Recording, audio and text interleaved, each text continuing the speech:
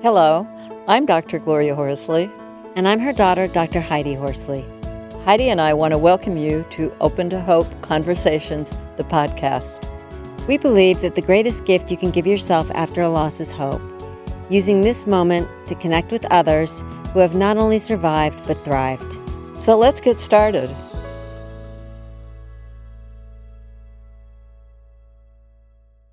Welcome to the Open to Hope show. I'm your host, Dr. Gloria Horsley, with my daughter and co-host, Dr. Heidi Horsley. Heidi. We've got a great guest today and a good friend of ours, and we're going to be talking about the impact of traumatic loss over time. And I'd like you to introduce her right away because we've got a lot to talk about today. Okay, Mom, and I'm very interested in this topic, as you said, because we're going to look at how traumatic loss does impact us over our whole life course. Our guest today is Shari O'Loughlin. She is the Chief Executive Officer of the Compassionate Friends. Her 14-year-old son, Connor, died in a plane crash, and her 8-year-old sister also suddenly died, and her name was Patty. She has a Master's of Business Administration from the University of Chicago, and she is the author of the book, Life from the Ashes, Finding Signs of Hope After Loss. And she has also developed corporate programs for supporting grief in the workplace. Welcome to the show, Shari. Thank you. It's really a pleasure to be here. And I've known you both for a while, and so appreciate our longtime relationship, and great to be here on behalf of the Compassionate Friends and this topic, which is really near and dear to my heart as well. I have 3 children. Connor was my middle child. So daughter Mackenzie, my son Connor, and then my daughter Erin. And at the time, Connor was 14, and he had the opportunity to go on a wonderful guy's vacation with one of his closest friends, also named Connor, and the other Connor's father, who was a pilot. And they went from Albuquerque, which is where we lived at the time, to Sedona, and had just a wonderful 4-day guy's trip, doing all the things that a 14-year-old boy would absolutely love. And as those of us who have experienced shocking loss, I never would have imagined on the takeoff on the way home, the airplane crashed going 100 miles an hour with a full tank of fuel, and my life was changed in an instant in a way I could never have fathomed. So as I said, that was 10.5 years ago. He'd be turning 25 this month, actually. You know, it's interesting hearing your story, because there's a lot of parallels to my brother's story, because he was in a car with my cousin and he was the passenger, and the car hydroplaned at the side of a bridge and it blew up. The car started on fire and then it blew up. So, you know, again, the trauma of losing someone that way, it's pretty traumatic. Very traumatic. Yeah, it's traumatic losing either way, but those extra factors to deal with are hard for the mind and a mom or sister's person to even comprehend, really. Well, let's talk about trauma over time now. An airplane crash. I know there are many people who feel afraid of going on airplanes anyway. I mean, did it impact you? It was really tough at first, and it was difficult because we had to fly pretty quickly. We lived in Albuquerque. We had a large service there, but we'd only been there about 5 years. So we had lots of family and friends that lived a lifetime in Milwaukee. So we had a service there as well, and actually had to get on a week later. So yes, it was quite traumatic. You know, our bodies, our experience of loss is felt in all ways: physical, spiritual, emotional, psychological. So my body certainly had physical experiences, and it took a long time to be able to fly and not react each time I went on. I have a very spiritual view of loss and a connection with my son. And after time, I always would find that I would be placed by someone who looked just like him as a little boy, you know, a little boy with blonde hair, or a family with a mom, you know, juggling 3 kids. And it seemed to relax me and help me a little bit over time. What kind of things helped you? You know, I always would wear something of Connor's when I flew. I love that. So a necklace, an urn necklace, or his bracelet, or whatever that might be. So early on, it might have been his shirt and his jacket, whatever helped me feel comfortable. And I tried to really do breathing exercises through it. That was a big piece, just sort of shutting down all my systems and working through breathing. I would sometimes take my, at the time, iPod and, you know, my songs and put my earphones in. I never sit in an exit row when they drop the, you know, the mask, and when they talk about exiting, I do something to this day so that I don't have to hear all of that. And those were really helpful coping techniques as well. Now, I think there's a key thing you said just now. I do it to this day. Mhm. These Yeah. coping things, one of the things that I think we need to do here today is normalize it for people. Honestly, when it rains to this day, it has been 40 years, I catch my breath. I am very tense. I do not like driving in deep rain. I would rather stop and go in. That really triggers for me a basic fear. Yeah. And I remember some of the early fears were of people driving, you know, having my kids get driver's licenses, Right. you know. Right. Well, it's interesting, Mom, because I'm a parent now, and I had this fear that 17-year-olds die in car accidents because my brother and cousin both were 17 and they died together in a car accident. So I was fearful that 17-year-olds die. And when my son was 17, I was nervous. I was nervous when he turned 17. I didn't want him to get his license. I didn't tell him because I didn't want him to have anxiety. So I knew that wasn't healthy for him. But, you know, luckily we live in New York City, and he actually did not get his driver's license till he was 19. And I'm going to tell you, I was relieved. My daughter is now 18. I was really happy when she turned 18 and was no longer 17. And she's just starting to learn how to drive. So again, it's the idea that traumatic loss impacts us over time in various ways.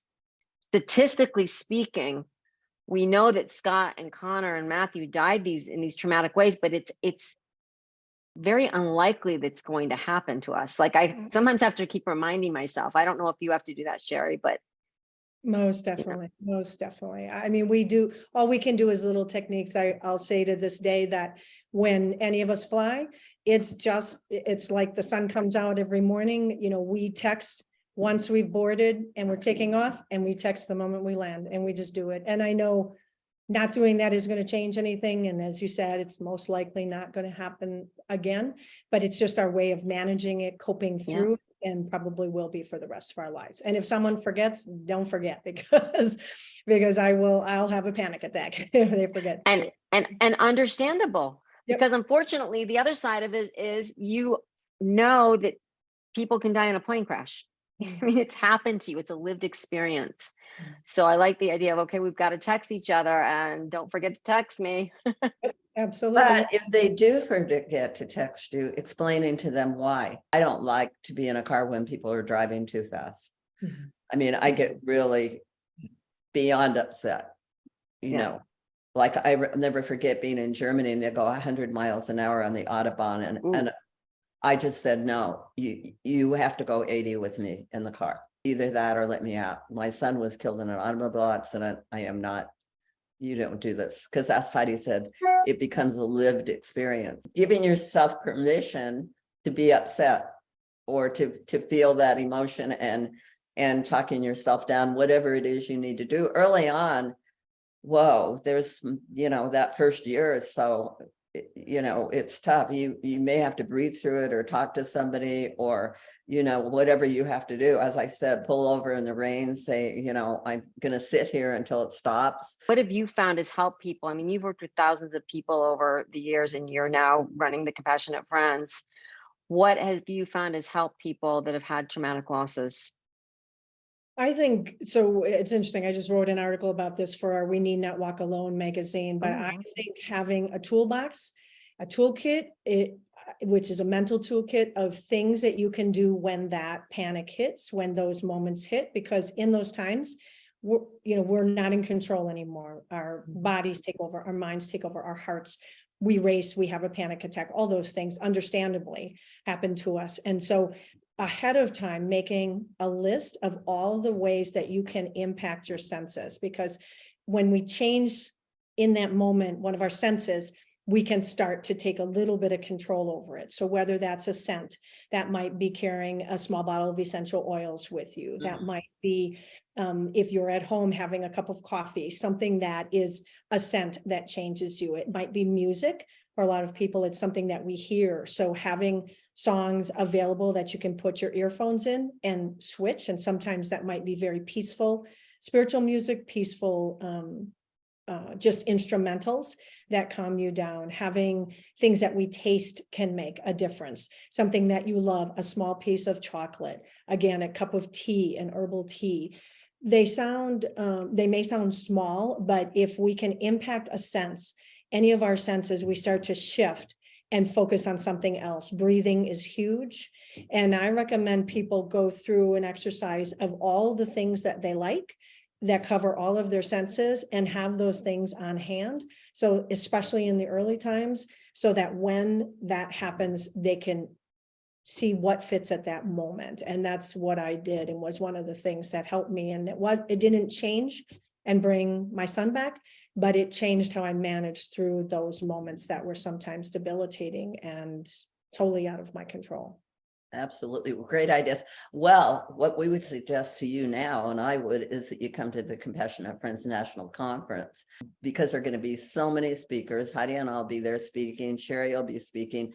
There are going to be so much advice and help and support for you on getting ideas how you can get through. If it's a traumatic loss or a long-term illness, it's just going to be rich. So Shari, do you want to tell them when it is this year? It's on every year somewhere, so you can go to their website, but give us the lowdown on this year, Shari. Yes, definitely. We move it around the country every year. This is the 46th year, which is really amazing that people have been helped throughout all of that time. It's in Denver from July 7th to 9th this year. We'll have over 100 workshops presented. So from every topic and type of death and length of time. It's for siblings, grandparents, and parents, and those who care for those people. We have 6 main sessions that are just vibrant, rich experiences of people who have lost and how they have found their way and what tools they've found effective. Special sessions with music and a candle lighting program and a walk to remember and Sibling Sunday and all sorts of things. So it's really an amazing time to be with others in a unique setting who can really understand us when the outside world, that doesn't happen very often, and where we can talk about the person we lost as much as we want and tell their stories and say their name, no matter how long it's been since they left us. And we'd love for anybody to join us who would like that kind of community and support.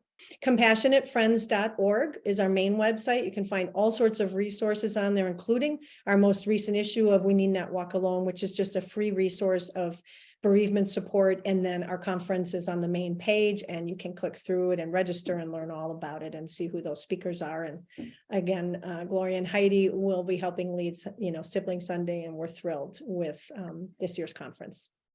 Yes, I'm looking forward to it. I'm looking forward to speaking on Sibling Sunday. Thank you. It's almost like a reunion of the soul. What can I say for we who've lost beloved children, grandchildren, siblings, and friends of those who have. So we want to thank you for being on the show, Shari, and for what you do for the world and for what you do as Executive Director of Compassionate Friends. Thank you. And thank you for having me. And thank you for all that Open to Hope does in providing hope for people every day when it's really needed. Thank you so much, Shari. And I know that Connor and Patty are your guiding lights. And thank you for everything that you do to build awareness for sibling loss and for child loss and for grandchild loss. Thank you. And we want to thank everybody for joining on this show today. And Heidi and I always want to remind you that if you've lost hope, please lean on ours until you find your own, and God bless. I'm Dr. Heidi Horsley. You have been listening to Open to Hope, the podcast. You can follow Open to Hope on Facebook, Instagram, and Twitter. To learn more, visit us at opentohope.com and go to Apple Podcasts to subscribe. I'm Dr. Gloria Horsley. Join us again next week for another Open to Hope conversation, where we invite you to lean on our hope until you find your own.